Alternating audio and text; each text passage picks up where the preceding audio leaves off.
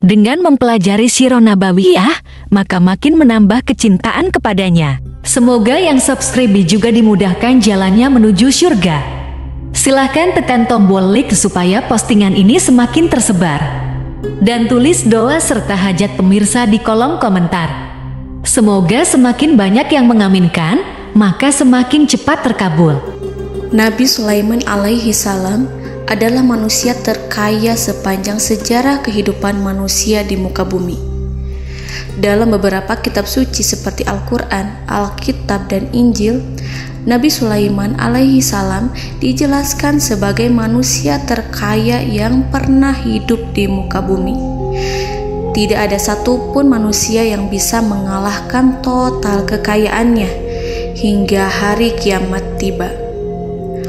Para arkeolog telah menemukan situs peninggalan sejarah Islam yang mengungkap total kekayaan Nabi Sulaiman alaihi salam.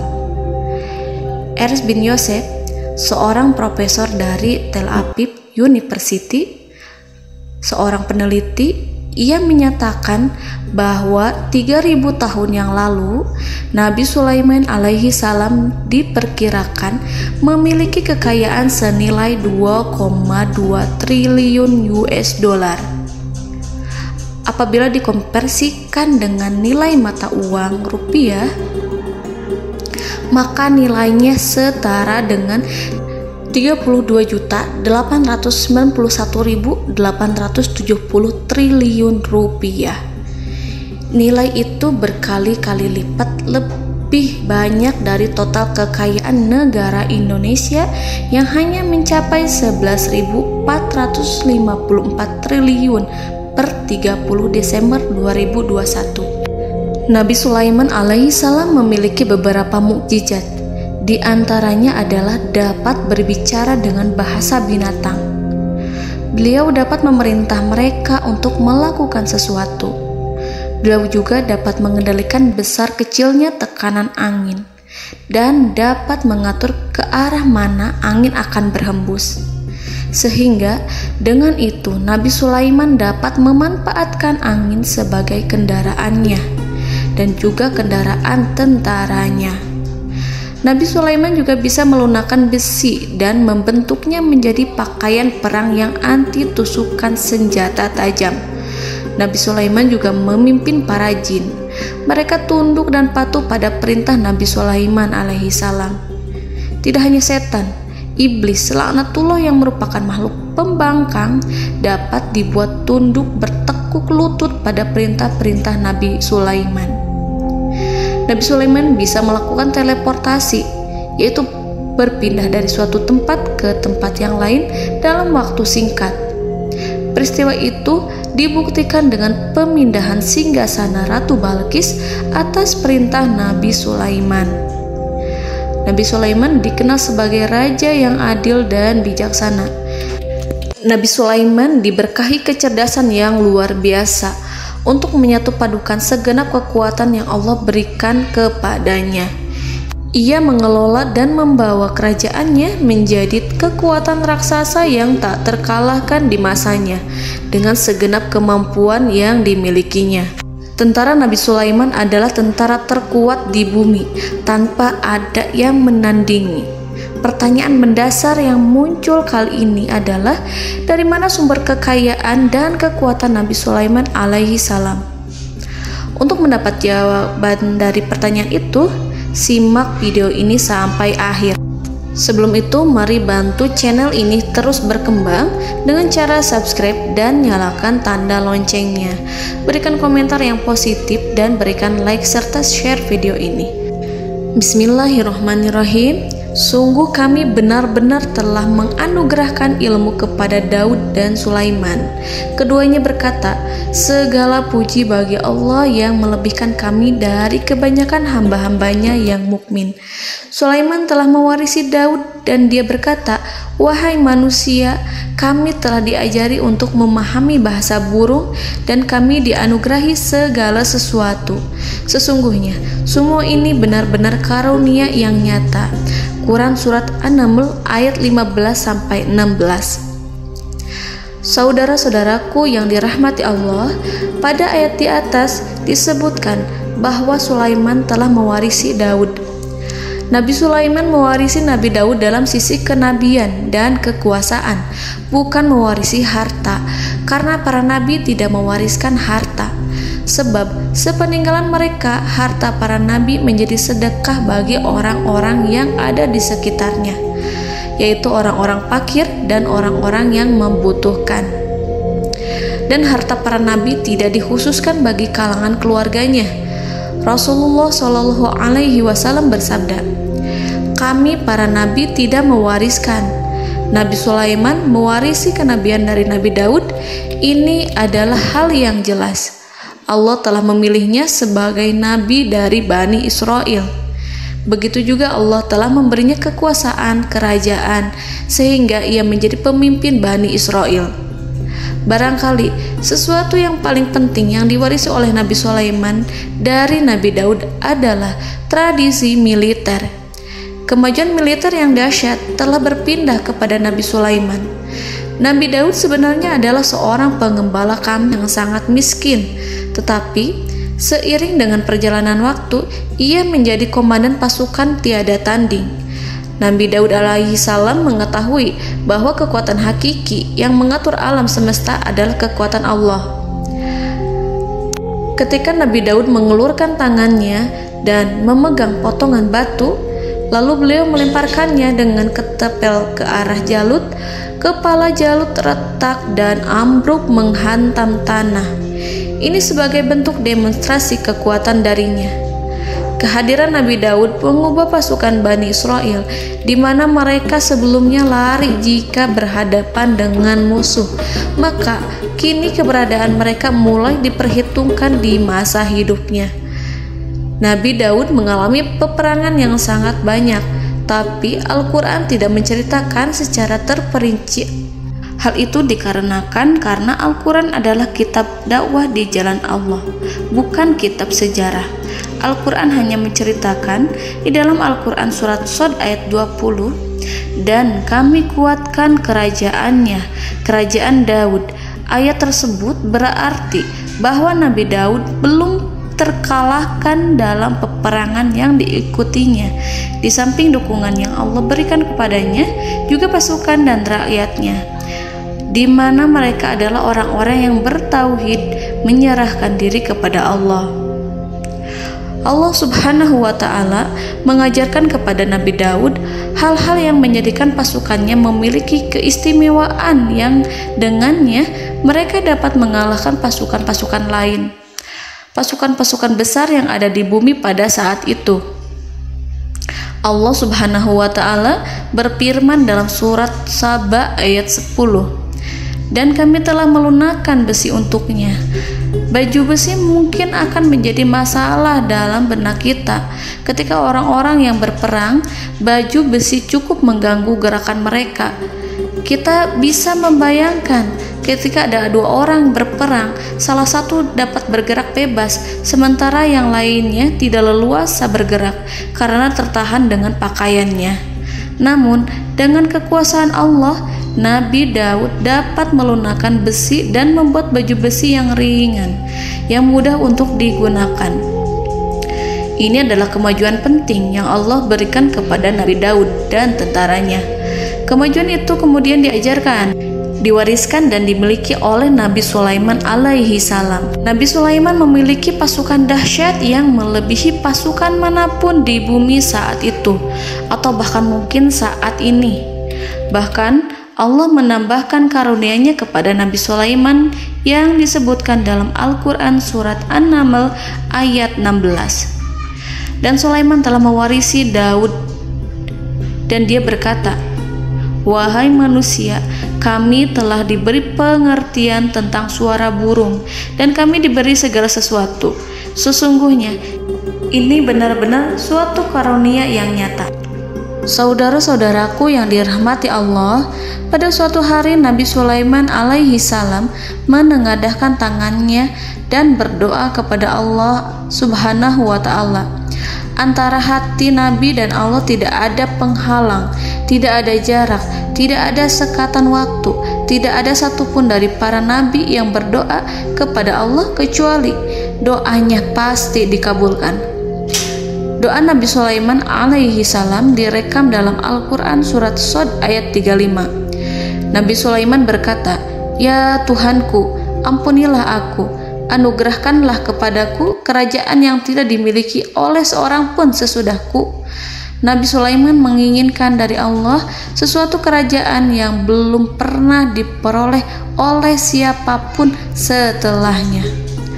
Allah Subhanahu wa Ta'ala mengabulkan doa Nabi Sulaiman dan memberinya kerajaan tersebut. Nabi Sulaiman mewarisi kekuasaan, kenabian, hikmah ilmu dari Nabi Daud alaihi salam.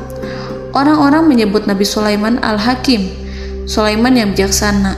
Kebijaksanaannya tidak terbatas pada keadilan di tengah-tengah manusia dan juga kasih sayangnya kepada mereka.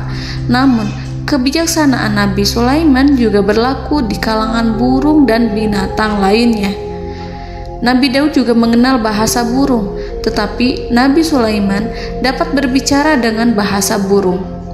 Bahkan, ia dapat menggantikannya sebagai pembantunya ketika Nabi Daud bertasbih di gunung-gunung.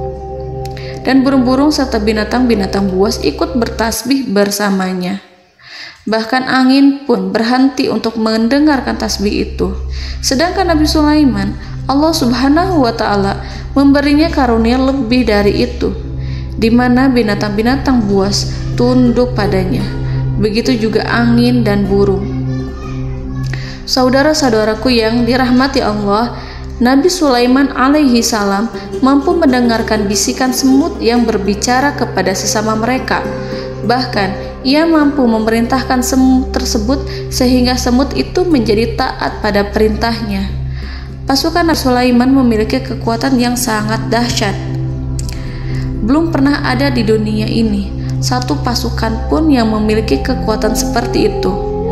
Kekuatan Nabi Sulaiman berasal dari beberapa kombinasi yang sangat mengagumkan, sehingga karenanya ia tidak dapat tertandingi.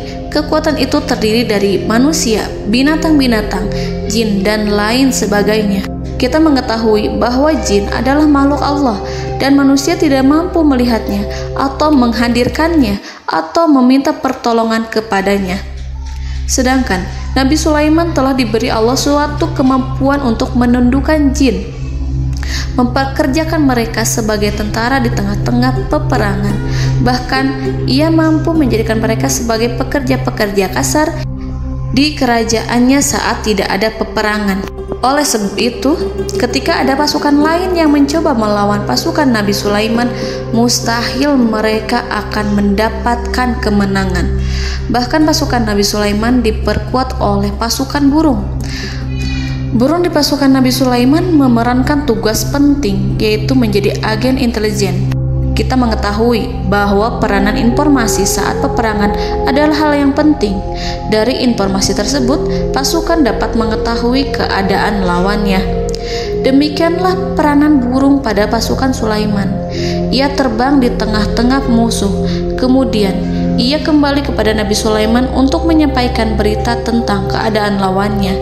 Di samping jin dan burung, Allah juga menundukkan angin untuk Nabi Sulaiman. Nabi Sulaiman dapat memerintahkan angin dan ia mampu untuk menaiki angin tersebut. Dalam Al-Quran surat Shad ayat 36-40, Allah Subhanahu wa Ta'ala berfirman, "Kami tundukkan kepada angin yang berhembus dengan baik menurut kemana saja yang dikehendaki Sulaiman. Dan kami tundukkan pula kepadanya setan-setan, semuanya ahli bangunan dan penyelam, dan setan yang lain yang terikat dalam belenggu. Inilah anugerah kami, maka berikanlah kepada orang lain atau tahanlah untuk dirimu tanpa perhitungan, dan sesungguhnya dia mempunyai kedudukan yang dekat pada sisi kami dan tempat kembali yang baik." Saudara-saudaraku yang dirahmati Allah, Allah Subhanahu wa Ta'ala juga memberikan kemampuan yang tak seorang pun dari para nabi mendapatkannya, yaitu kemampuan untuk memerintah setan. Setan adalah salah satu bagian dari jin. Ia adalah kelompok yang celaka dari bangsa jin. Kelompok ini sebenarnya tidak mampu dikuasai oleh manusia, bahkan jin yang soleh tidak dapat mengatur setan. Adapun Nabi Sulaiman, Allah telah memberinya kekuasaan untuk menundukkan setan dan mempekerjakannya, bahkan mengikatnya dengan rantai serta menghukumnya jika ia menentang pada perintahnya. Setan membangun untuk Sulaiman istana-istana, patung-patung dan alat-alat perang. Bahkan setan-setan itu menyelam ke dasar lautan untuk mengeluarkan permata dan yakut untuk Sulaiman. Jika di antara setan yang menentang perintahnya, maka Nabi Sulaiman alaihi salam mengikatnya dengan rantai. Ini semua menunjukkan kekayaan Nabi Sulaiman dan kekuasaannya, di mana ia mampu mengatur banyak makhluk di bumi ini. Tentu saja, kemampuan itu semua adalah atas izin dari Allah Subhanahu wa Ta'ala sebagai mukjizat darinya. Allah Subhanahu wa Ta'ala berfirman dalam Al-Quran surat Saba ayat 12, dan sebagian dari jin adalah yang bekerja di hadapannya, di bawah kekuasaannya, dengan izin Tuhannya. Dan siapa yang menyimpang di antara mereka dari perintah kami, maka kami rasakan kepadanya azab neraka yang apinya menyala-nyala. Para jin itu membuat untuk Sulaiman apa yang dikehendakinya, dari gedung-gedung yang tinggi, patung-patung, dan piring-piring yang besarnya seperti kolam, atau periuk yang tetap berada di atas tungku. Saudara-saudaraku yang dirahmati Allah, Nabi Sulaiman yang bijaksana adalah penguasa yang tak tertandingi di muka bumi. Meskipun memperoleh nikmat-nikmat khusus yang agung itu yang Allah berikan kepada Sulaiman, beliau tetap menunjukkan dirinya sebagai manusia yang paling banyak berzikir kepada Allah dan manusia yang paling banyak bersyukur di zamannya. Saudara-saudaraku yang dirahmati Allah, sebagaimana Allah Subhanahu wa Ta'ala memberikan nikmat kepada ayahnya Nabi Daud alaihi salam, di mana ia mampu melunakkan besi dan Allah mengajarinya bagaimana cara mencairkan besi, maka Nabi Sulaiman alaihi salam dapat memanfaatkan tembaga yang cair untuk peperangan. Dan juga di saat perdamaian, pada saat peperangan, beliau mencampur tembaga dengan besi dan menjadikannya perunggu. Mereka menggunakan senjata-senjata perunggu dalam peperangan seperti pedang, baju besi, dan juga pisau. Senjata-senjata ini adalah senjata yang paling kuat pada saat itu. Sedangkan di saat damai, tembaga digunakan untuk membuat bangunan, perhiasan, dan sebagainya. Meskipun Nabi Sulaiman mendapatkan nikmat yang besar dan karunia yang khusus, Allah Subhanahu wa Ta'ala mengujinya dengan suatu ujian yang dahsyat. Ujian yang akan selalu datang kepada seorang hamba yang soleh. Ketika hamba itu mendapatkan kedudukan besar, maka ujiannya pun menjadi besar. Allah Subhanahu wa Ta'ala menguji Nabi Sulaiman dengan penyakit. Diceritakan oleh Fahru Roji, Nabi Sulaiman diuji dengan suatu penyakit yang keras, di mana kedokteran saat itu tidak dapat dan tidak mampu mengatasinya. Sakitnya Nabi Sulaiman sangat keras sehingga para dokter dari kalangan manusia ataupun jin tidak mampu menghilangkan penyakit itu. Lalu burung-burung menghadirkan rumput-rumput yang dianggapnya sebagai obat, tetapi Nabi Sulaiman tak kunjung sembuh. Semakin hari penyakit Nabi Sulaiman semakin menjadi-jadi, sehingga ketika Nabi Sulaiman duduk di atas kursi, ia duduk bagaikan tubuh tanpa roh. Seakan-akan ia mati karena saking kerasnya penyakit yang dideritanya. Sakit yang diderita oleh Nabi Sulaiman alaihi salam berlangsung sangat lama. Namun Nabi Sulaiman tidak henti-hentinya berzikir. Ia meminta kesembuhan kepada Allah serta beristighfar pada Allah dan mengungkapkan rasa cinta kepadanya. Selesailah ujian Allah terhadap hambanya Nabi Sulaiman. Beliau pun sembuh. Nabi Sulaiman merasakan kembali kesehatannya setelah ia mengetahui segala kejayaan dan segala kekuasaan serta segala kebesarannya tidak lagi mampu menghilangkan penyakit yang dideritanya kecuali jika Allah menghendaki. Saudara-saudaraku yang dirahmati Allah, Nabi Sulaiman telah membangun tempat ibadah, tempat sujud, sehingga manusia menyembah Allah di dalamnya. Orang-orang yang membangunnya berjumlah puluhan ribu orang. Tentu setiap kelompok dari mereka memiliki pekerjaan masing-masing. Di antara mereka ada yang mencairkan tembaga, di antara mereka ada yang tukang pahat, ada yang tukang ukir, ada yang membelah batu, ada yang memotong kayu, ada yang mendatangkan rumput-rumput dari Libanon, ada yang mendatangkan emas dan menjadikannya lempengan-lempengan yang mengkilat untuk menutupi kayu, serta untuk melapisi dinding-dinding. Bahkan golongan jin pun membantu membangun tempat tersebut, tentu dengan perintah dan bimbingan Nabi Sulaiman. Mereka membuat patung-patung yang besar, membuat bejana yang besar untuk tempat makan para tentara dan pekerja, yaitu bejana seperti gunung. Karena saking berat dan besarnya, mereka juga membuat tempat-tempat minum yang besarnya seperti kolam. Nabi Sulaiman mengawasi para pekerjanya dan juga mengurusi masyarakatnya, di mana beliau mengenali problem mereka dan berusaha memecahkannya. Beliau juga mengawasi pasukan dari kalangan binatang dan burung. Beliau mengetahui apabila ada satu di antara mereka yang tidak datang, kemana ia pergi, serta mengapa ia pergi. Nabi Sulaiman menguasai pengetahuan itu semua. Nabi Sulaiman bukan hanya mengetahui problem tentara-tentaranya dari kalangan manusia ataupun tentaranya dari kalangan burung, namun ia juga menunjukkan kasih sayang terhadap semut, di mana beliau mendengar bisikannya dan tidak suka untuk menginjaknya. Nabi Sulaiman selalu menundukkan kepalanya ke bumi sebagai bentuk rasa rendah diri dan syukur kepada Allah. Pada suatu hari, Nabi Sulaiman alaihi salam berjalan di depan tentaranya dan tiba-tiba ia mendengar suara semut yang berkata kepada temannya dari kalangan semut. Hal itu terekam dalam Al-Quran surat An-Nahl ayat 18-19. Wahai semut-semut, masuklah ke dalam sarang-sarangmu agar kamu tidak terinjak oleh Sulaiman. Sedangkan mereka tidak menyadarinya. Nabi Sulaiman alaihi salam tersenyum mendengar itu dan ia berdoa, Ya Allah, ya Tuhanku, berilah aku ilham untuk tetap mensyukuri nikmat-Mu yang telah Engkau anugerahkan kepadaku dan kepada kedua orang ibu bapakku, dan untuk mengerjakan amal soleh yang Kau ridhoi, dan masukkanlah aku ke dalam rahmat-Mu, ke dalam golongan hamba-hamba-Mu yang soleh.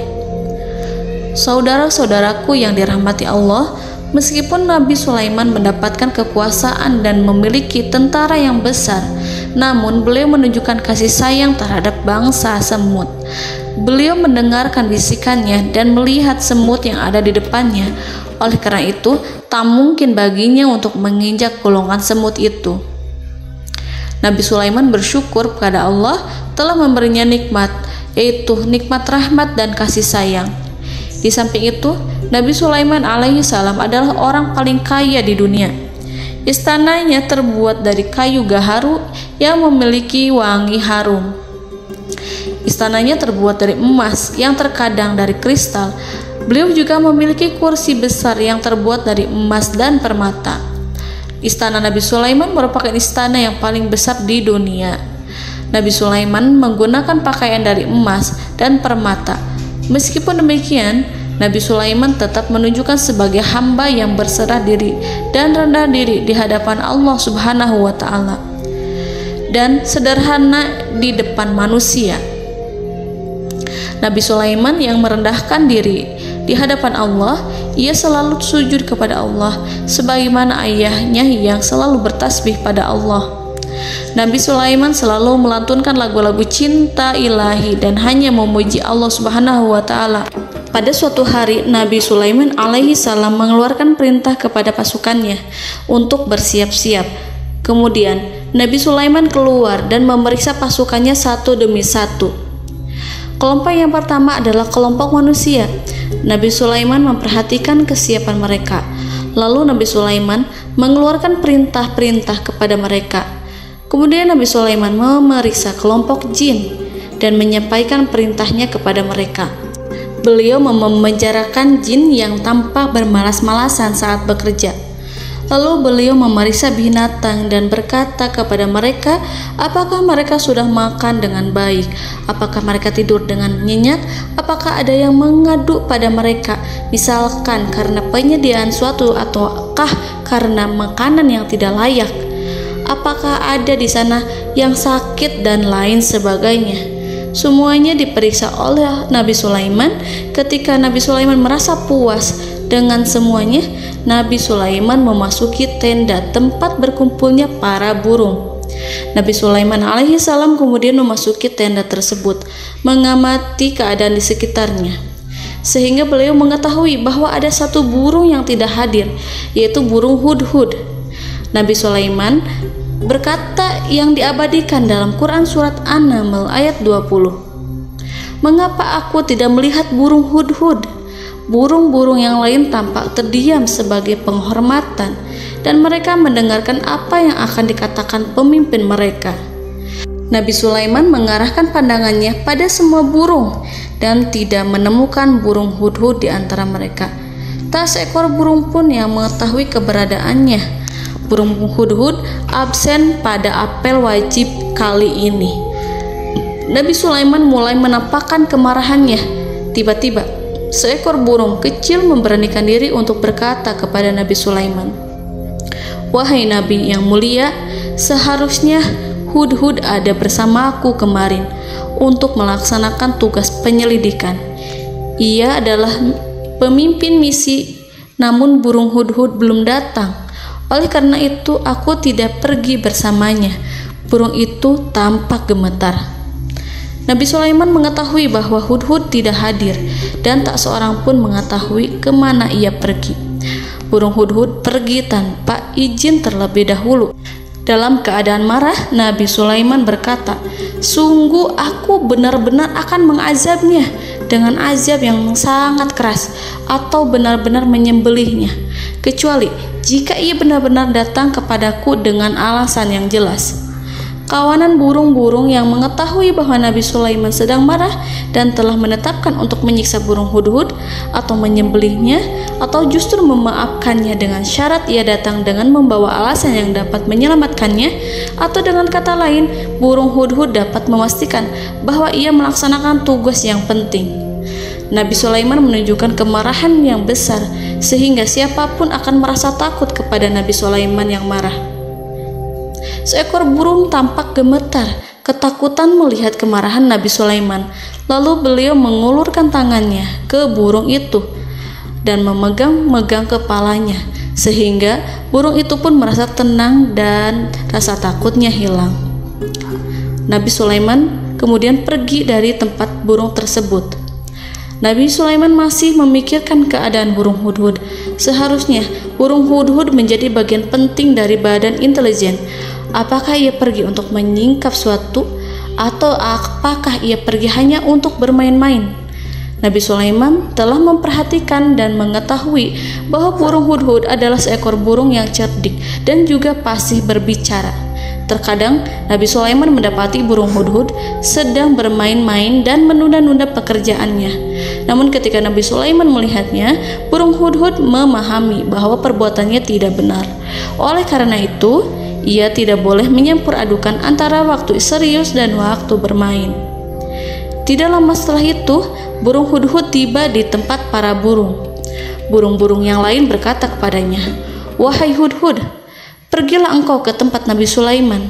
Jika ia mengetahui bahwa engkau telah sampai, jiwamu benar-benar terancam." Mendengar itu, burung hudhud segera beranjak. Ia terbang menemui Nabi Sulaiman.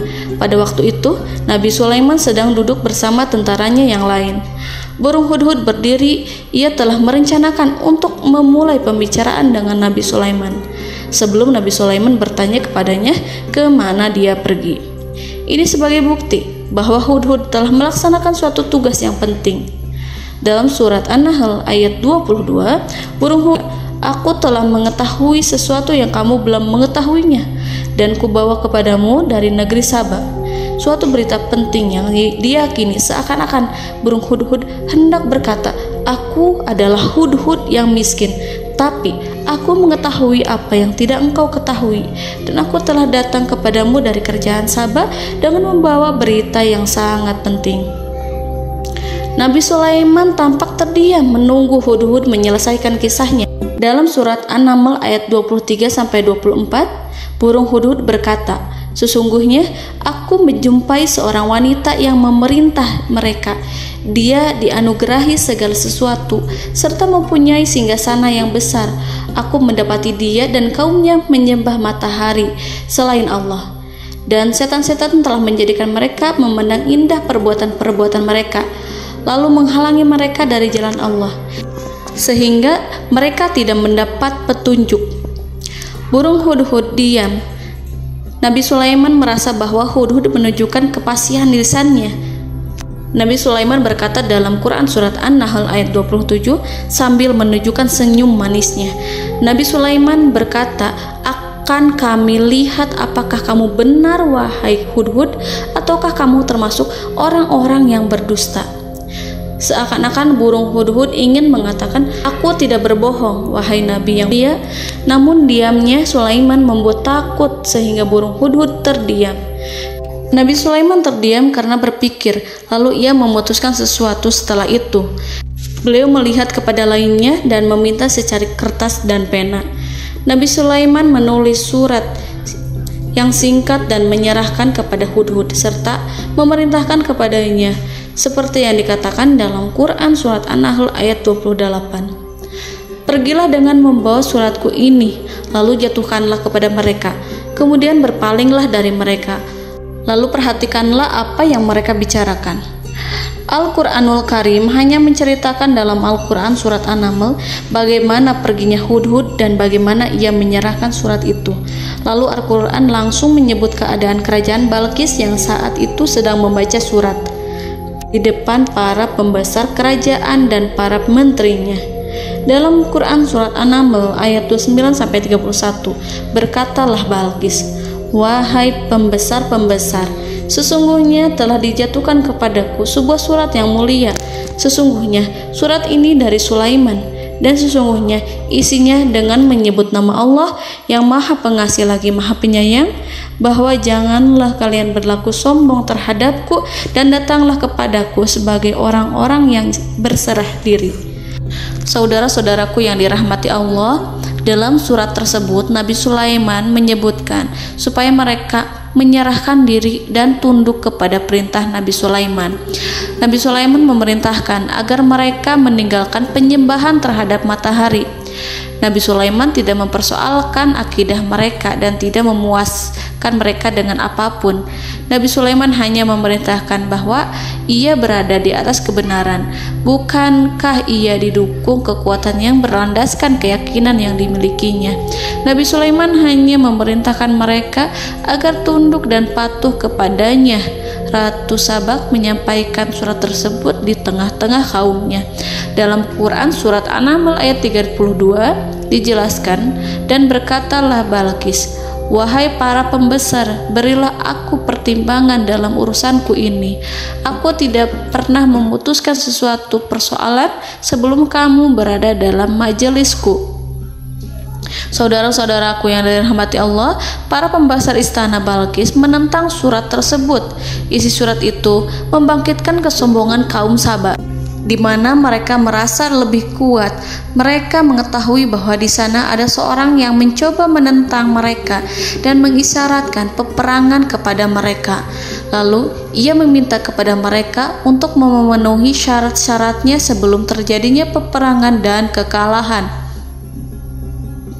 Dalam surat An-Nahl ayat 33, mereka menjawab, "Kita adalah orang yang memiliki kekuatan dan juga memiliki keberanian yang sangat besar dalam peperangan, dan keputusan berada di tanganmu, wahai ratuku. Maka pertimbangkanlah apa yang akan kamu perintahkan." Saudara-saudaraku yang dirahmati Allah, para pembesar kaum Saba seakan ingin berkata, "Kita siap untuk melaksanakan perang." Tampaknya ratu itu memiliki kebijakan yang lebih baik dari pembesar kaumnya. Surat Sulaiman itu membuatnya berpikir lebih jernih dan lebih berhati-hati. Ia berusaha sebisa mungkin menghindari peperangan. ratu itu berpikir dalam tempo yang lama. Nama Sulaiman tidak diketahuinya dan ia pun belum pernah mendengarnya. Oleh karena itu, Ratu kaum Saba tidak mampu mengetahui dan mendeteksi seberapa besar kekuatan Nabi Sulaiman. Boleh jadi Nabi Sulaiman memiliki kekuatan yang dahsyat, sehingga ia mampu memerangi kekuasaannya dan mengalahkannya. Kemudian Ratu memperhatikan apa yang ada di sekelilingnya. Ia melihat kemajuan masyarakatnya dan juga kekayaannya. Barangkali ia mengira bahwa Nabi Sulaiman iri terhadap kemajuan dan kekayaannya itu, sehingga Nabi Sulaiman ingin menyerangnya. Setelah mempertimbangkan isi surat Nabi Sulaiman dengan cermat, Ratu Saba memilih untuk tidak bersikap ceroboh dan bodoh. Ratu lebih suka untuk menggunakan bahasa kelembutan. Ia mengirim kepada Nabi Sulaiman suatu hadiah yang besar. Ratu mengira bahwa Nabi Sulaiman seorang yang ambisius, yang boleh jadi ia telah mendengar tentang kekayaan kerajaan Saba. Para utusan pergi dengan membawa hadiah dari Ratu Saba. Ratu berharap agar mereka dapat memasuki kerajaan Nabi Sulaiman dan akan mengetahui kondisi kerajaannya. Saat mereka pulang, Ratu ingin mendengar secara langsung dari mereka tentang bagaimana keadaan kaum Nabi Sulaiman dan pasukannya. Setelah mendapatkan informasi yang cukup, maka Ratu Balqis dapat membuat sesuatu keputusan yang tepat. Ratu menyembunyikan apa yang terlintas dalam pikirannya, lalu ia berbicara kepada pembesar istananya bahwa ia dapat menyingkap niat jahat Raja Sulaiman melalui cara mengirimkan hadiah kepadanya. Ratu lebih memilih cara tersebut dan menunggu reaksi dari Nabi Sulaiman. Ratu berhasil memuaskan para pembesar istana, dan untuk sementara ia menghilangkan ide untuk berperang. Karena para raja jika menyerang suatu desa, maka pemimpin desa tersebut adalah orang yang paling banyak mendapatkan kehinaan.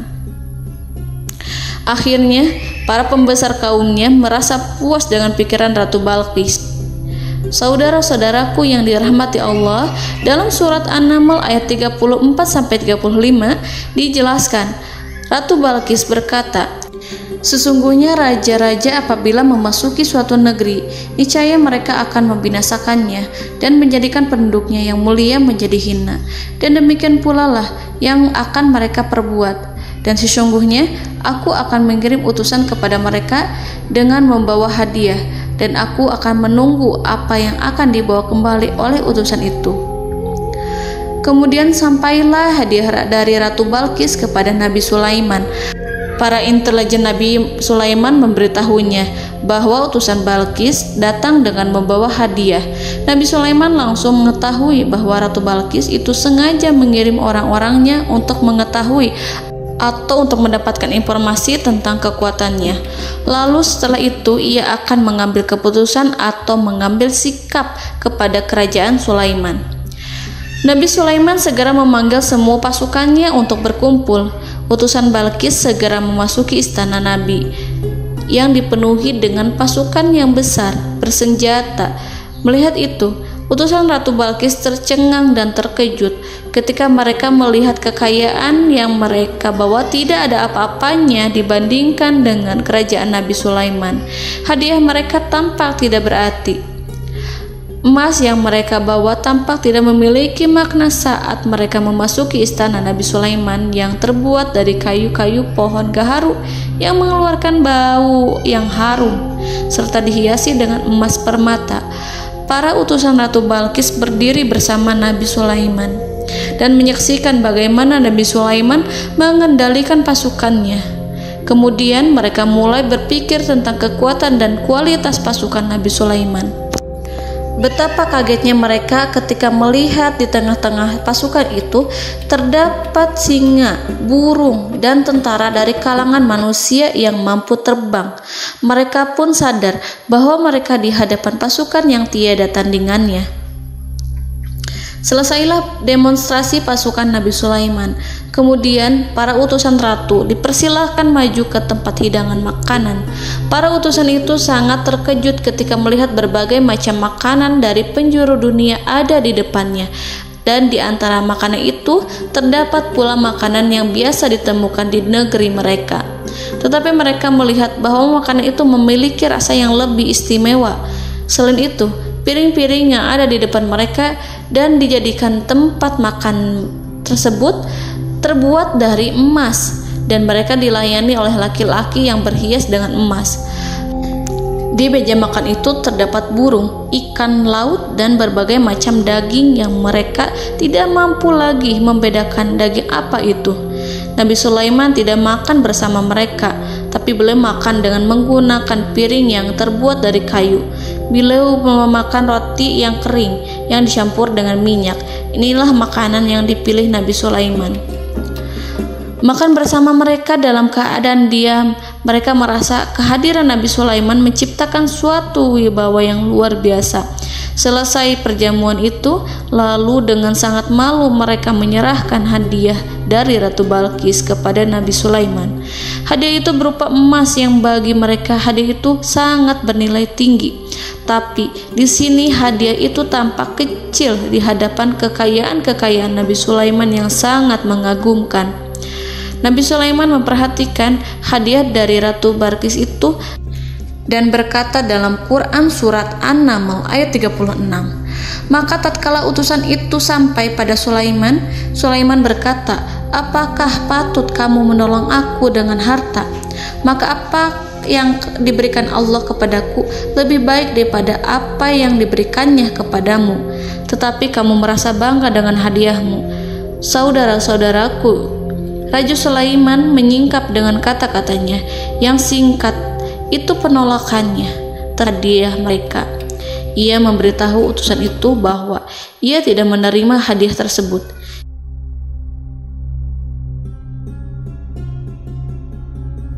Janganlah kalian berlaku sombong terhadapku dan datanglah kepadaku sebagai orang-orang yang berserah diri. Lalu Nabi Sulaiman berkata kepada mereka dengan pelan.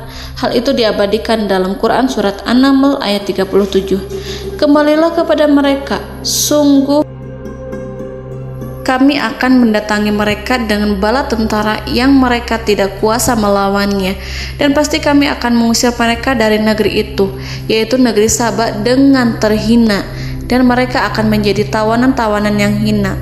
Saudara-saudaraku yang dirahmati Allah, Nabi Sulaiman kemudian meninggalkan para utusan ratu setelah terlebih dahulu mengancam mereka. Para utusan itu berharap agar Nabi Sulaiman mau menunggu kunjungan Ratu Balqis yang akan membawa misi perdamaian. Akhirnya sampailah para utusan Ratu Balqis ke negeri Saba. Mereka segera menuju istana sang ratu. Mereka memberitahu bahwa negeri mereka sedang ada di ujung tanduk. Mereka menceritakan kepada ratu tentang kekuatan Nabi Sulaiman dan tidak mungkin bagi mereka mampu melawannya.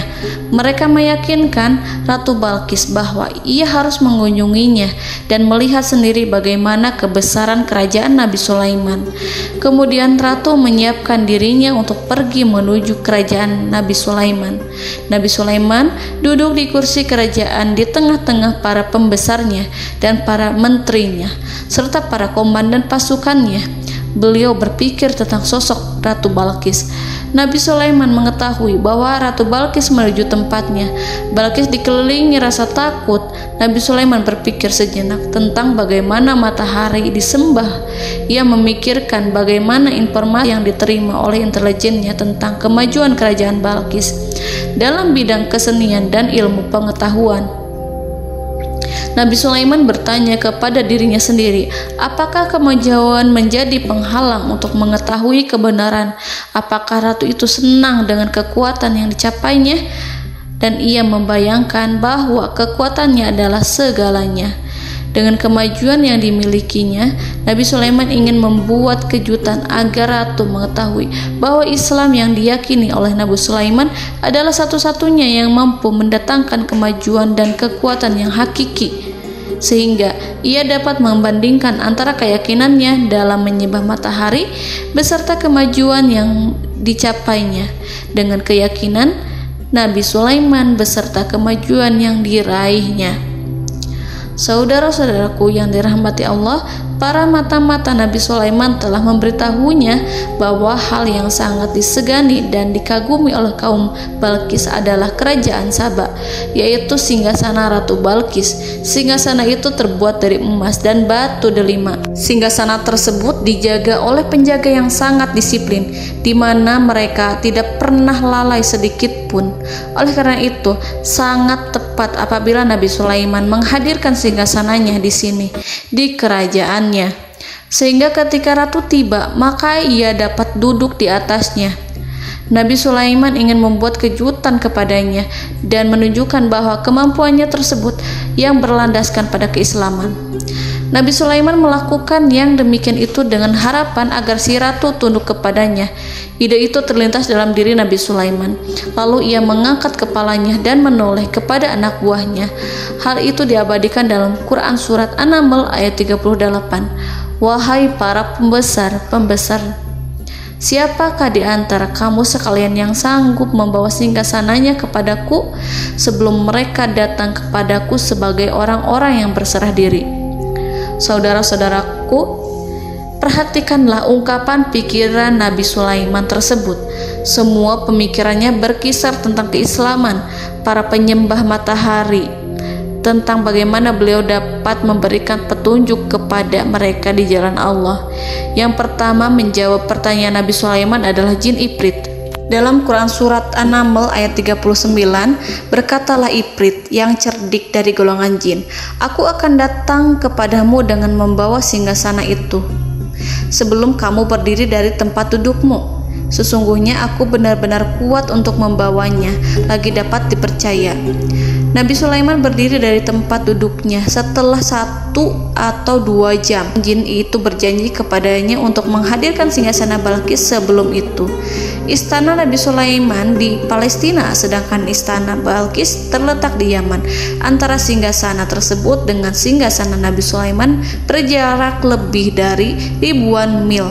Barangkali pesawat yang cepat sekalipun yang kita kenal hari ini tidak akan mampu membawa dan mendatangkan istana itu dalam waktu 1 jam. Tetapi masalahnya di sini berhubung dengan kekuatan jin yang serba misterius. Nabi Sulaiman tidak mengomentari sedikit pun terhadap apa yang dikatakan oleh Ifrit. Nabi Sulaiman tampak menunggu tanggapan dari yang lain yang mampu menghadirkan singgasana Balkis yang lebih cepat dari jin Ifrit. Nabi Sulaiman menoleh kepada seorang di sana yang duduk di atas naungan. Hal itu diceritakan dalam Quran Surat An-Naml ayat 40. Berkatalah seorang yang mempunyai ilmu dari Alkitab, aku akan membawa singgasana itu kepadamu sebelum matamu berkedip. Maka tatkala Sulaiman melihat singgasana itu terletak di hadapannya, ia pun berkata, ini termasuk karunia Tuhanku untuk menguji aku, apakah aku akan bersyukur atau mengingkari nikmatnya. Dan barang siapa yang bersyukur, maka sesungguhnya dia bersyukur untuk kebaikan dirinya sendiri. Dan barang siapa yang ingkar, maka sesungguhnya Tuhanku maha kaya lagi maha mulia. Saudara-saudaraku, belum lama seorang yang mempunyai ilmu dari Alkitab menyatakan kalimatnya, sehingga singgasana itu tiba-tiba ada di depan Nabi Sulaiman yang mampu menghadirkan singgasana itu lebih cepat dari kedipan mata.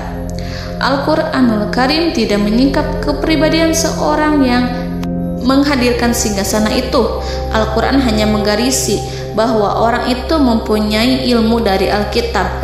Al-Quran tidak menjelaskan kepada kita apakah ia seorang malaikat ataukah manusia ataukah jin. Al-Quran sengaja tidak menyingkap informasi tersebut.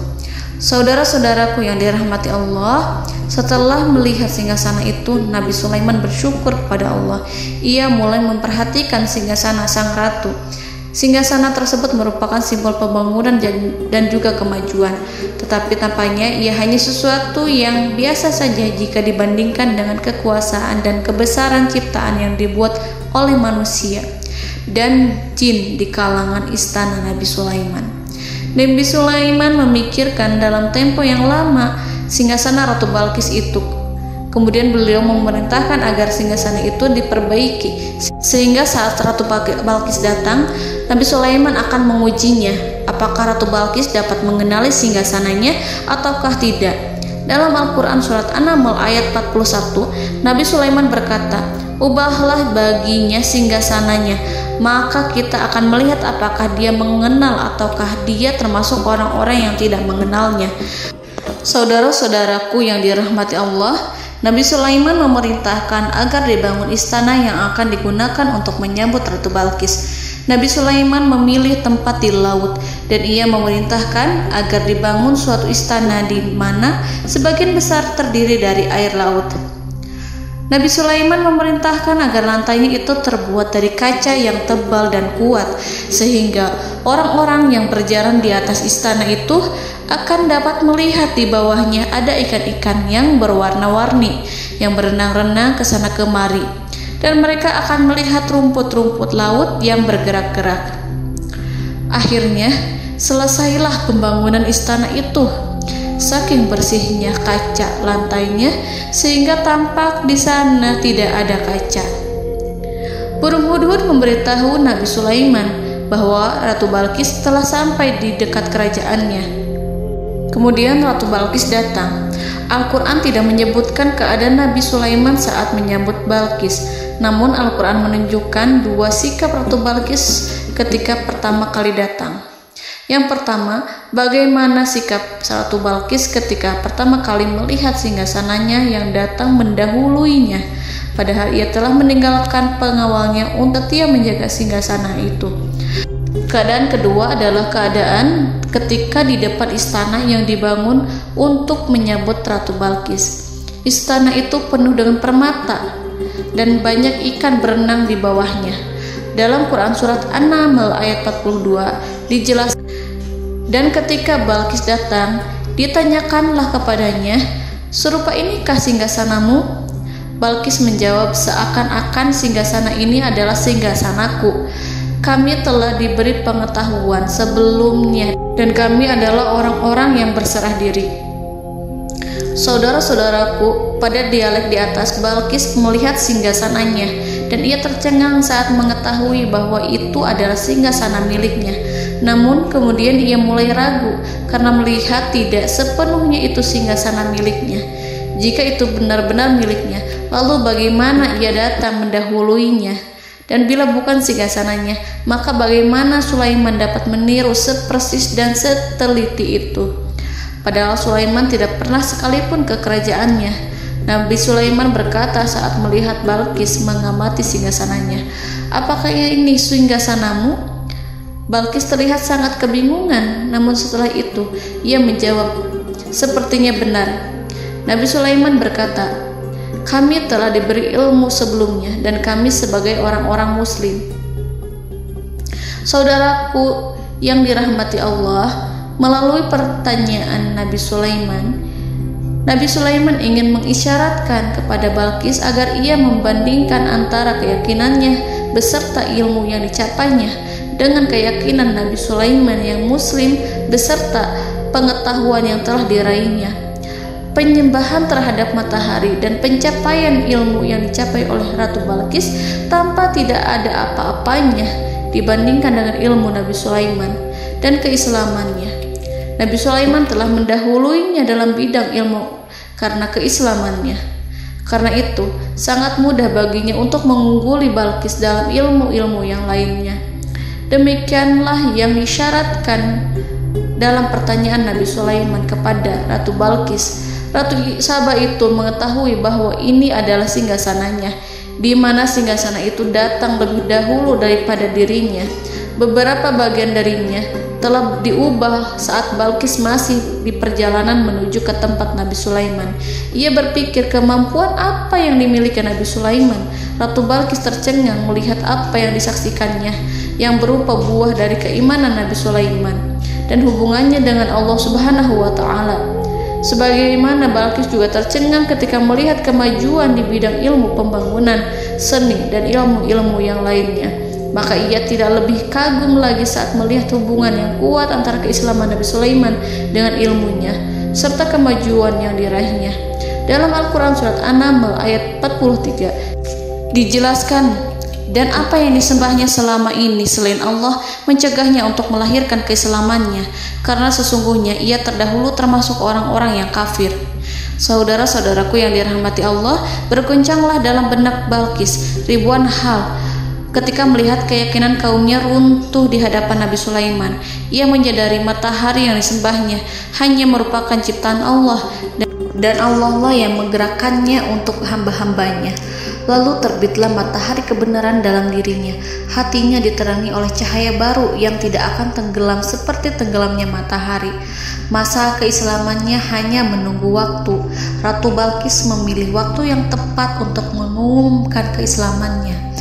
Allah Subhanahu wa Ta'ala berfirman dalam Quran Surat An-Naml ayat 44. Dikatakan kepadanya, masuklah ke dalam istana. Maka tatkala ia melihat lantai istana itu, dikiranya kolam air yang besar dan disingkapnya dua betisnya.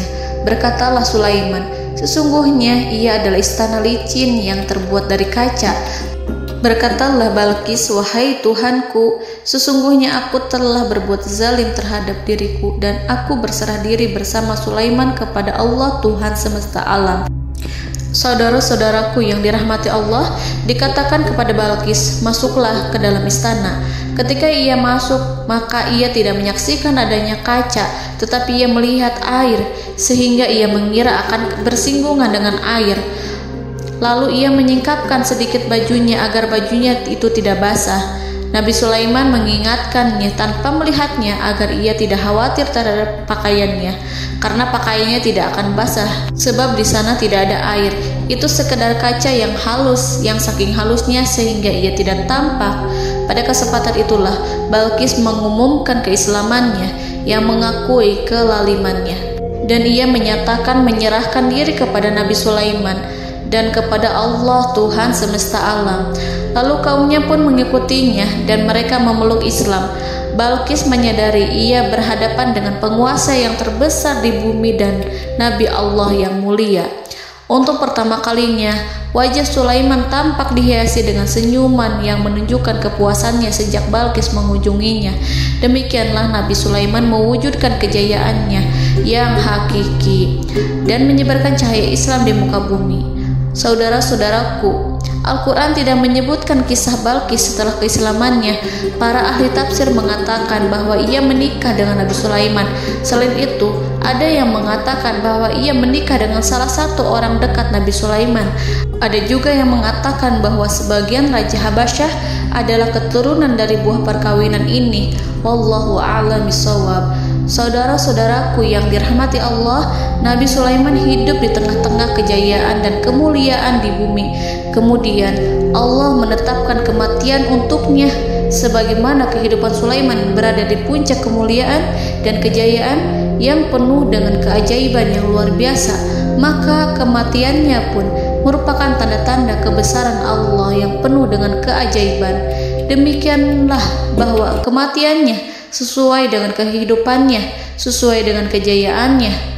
Allah berfirman tentang kematian Sulaiman di dalam Al-Quran Surat Saba ayat 14. Maka tatkala kami telah menetapkan kematian Nabi Sulaiman, tidak ada yang menunjukkan kepada mereka kematiannya itu kecuali rayap yang memakan tongkatnya. Maka tatkala ia telah tersungkur, tahulah jin bahwa kalau sekiranya mereka mengetahui yang gaib, tentulah mereka tidak akan tetap dalam siksa yang menghinakan. Saudara-saudaraku, kemampuan Nabi Sulaiman untuk menundukkan jin dan mempekerjakan mereka serta hubungan mereka dengan semua itu menimbulkan fitnah di tengah-tengah manusia dalam hal tertentu. Kematian Nabi Sulaiman merupakan batasan jawaban terhadap fitnah ini. Kami tidak mengetahui siapa yang mengklaim bahwa jin mengetahui hal yang gaib. Apakah itu setan yang terkutuk, atau jin yang bodoh, atau manusia yang tertipu? Kami tidak mengetahui siapa yang bertanggung jawab terhadap tersebarnya isu yang keliru ini. Yang kita ketahui adalah bahwa hal tersebut adalah mempengaruhi sebagian manusia dan jin. Barangkali manusia berkata kepada diri mereka, selama jin melakukan perbuatan yang luar biasa ini, maka apa gerangan yang menjadikan mereka tidak mengetahui hal yang gaib itu? Manusia itu lupa bahwa kunci kegaiban berada di tangan Allah. masalah ilmu gaib tidak akan mampu dikuasai oleh jin dan manusia. Hanya Dia yang mengetahuinya, dan manusia diberitahu hanya sedikit sekali. Saudara-saudaraku yang dirahmati Allah, seakan-akan Allah telah merencanakan bahwa kematian Sulaiman bertujuan untuk menghancurkan pemikiran itu, yaitu pemikiran bahwa jin mengetahui hal-hal yang gaib. Jin bekerja untuk Nabi Sulaiman selama beliau hidup, dan tatkala beliau meninggal, maka tugas mereka menjadi bebas. Nabi Sulaiman meninggal tanpa diketahui oleh jin, sehingga mereka tetap bekerja untuk mereka, tetap mengabdi kepada Sulaiman. Seandainya mereka mengetahui hal yang gaib, niscaya mereka tidak akan meneruskan pekerjaan mereka. Saudara-saudaraku, pada suatu hari Nabi Sulaiman memasuki mihrabnya untuk itikaf ibadah dan beribadah kepada Allah. Tak seorang pun yang berani mengganggu khalwatnya. Mihrab Sulaiman terletak di puncak gunung dan dindingnya terbuat dari permata. Pada suatu hari Nabi Sulaiman duduk bersandar pada tongkatnya, dan ia tampak tenggelam dalam tafakur. Beliau berzikir pada Allah hingga rasa kantuk menguasainya. Lalu setelah itu malaikat maut menemuinya. Nabi Sulaiman pun meninggal. Beliau bersandar kepada tongkatnya. Jin melihatnya dan mengira bahwa beliau sedang sholat, sehingga mereka pun terus melanjutkan pekerjaannya. Berlalulah hari demi hari yang panjang. Datanglah rayap, yaitu semut kecil yang memakan kayu. Hewan itu mulai memakan tongkat Nabi Sulaiman. Rayap itu tampak lapar. Sebagian dari tongkat Nabi Sulaiman dimakan beberapa hari oleh rayap itu. Ketika yang dimakannya semakin bertambah, maka tongkat itu pun menjadi rusak dan kemudian jatuh dari tangan Nabi Sulaiman alaihi salam. Tubuh mulia itu kehilangan keseimbangan dan kemudian jatuh terhempas di bumi. Kalau tubuh suci itu tersungkur, maka manusia segera menuju ke arahnya. Mereka menyadari dan mengetahui bahwa Nabi Sulaiman telah meninggal dalam waktu yang lama. Jin menyadari bahwa mereka tidak mengetahui hal yang gaib, dan manusia pun mengetahui hakikat ini. Seandainya jin mengetahui hal yang gaib, niscaya ia tidak akan meneruskan siksa yang hina. Mereka tidak akan bekerja kepada Sulaiman. Demikianlah Nabi Sulaiman alaihi salam meninggal dalam keadaan duduk dan sholat di mihrabnya. Lalu berita itu tersebar bagaikan api di bumi. Manusia, burung, dan binatang buas mengantarkan jenazah Nabi Sulaiman. Sekawanan burung tampak sedih dan menangis. Semua makhluk bersedih. Akhirnya tak seorang pun mengetahui bahasa burung di bumi. Meninggallah seorang yang memahami pembicaraan burung, binatang-binatang, jin, dan lain sebagainya. Burung-burung itu berkata, betapa beratnya kehidupan di tengah orang-orang yang tidak mengetahui pembicaraan kita. Allahu a'lam.